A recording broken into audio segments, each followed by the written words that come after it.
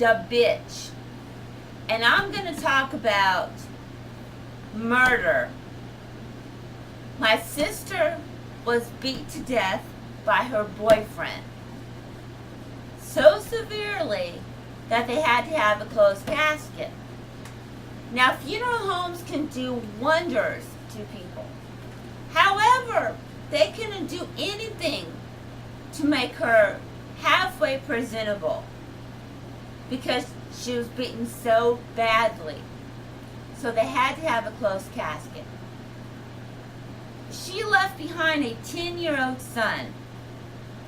The guy that beat her to death served, I think, less than a couple of years in prison because evidently the jury said he was drunk and didn't know what he was doing.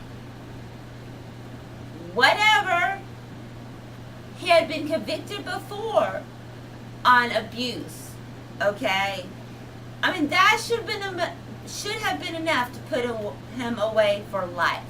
Now, I don't believe in the death penalty. I don't want the guy dead because that's an easy way out, okay? But serving life in prison, he can live the rest of his life thinking about what he did and what he did to her son by murdering her because in a fit of rage, he killed her when he should have just walked away. I don't care if she provoked him or whatever the reason was, and I'm sure she probably provoked him. But it takes a real man to walk away instead of beating a woman. And then he gets basically a slap on the wrist. And that's it. And I think he should serve life in prison without the possibility of parole. Now, I know most of y'all are thinking that we as taxpayers will be paying for him living in prison. I don't give a damn about that because killing him will be the easy way out. We have people in prison doing time for drugs. I mean, really? I mean, instead of murder, you have cop killers out there who's serving less time than meth addicts.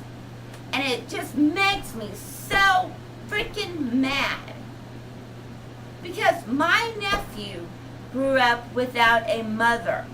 And he's walking the streets as if nothing ever happened.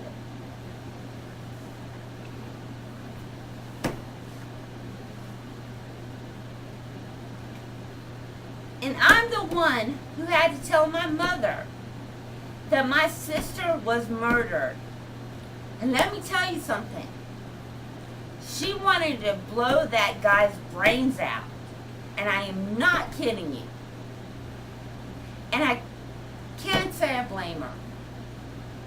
My brother wanted to do the same thing.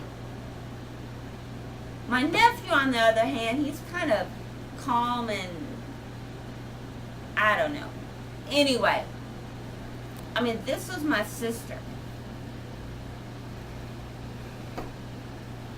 who was beat to death by her boyfriend who got like, I think a few years in prison because he didn't know what he was doing. He was drunk. And then my cousin who stabbed somebody in the heart left the scene, came back and finished the job, served 6 years in prison. Longer than the guy who killed my sister.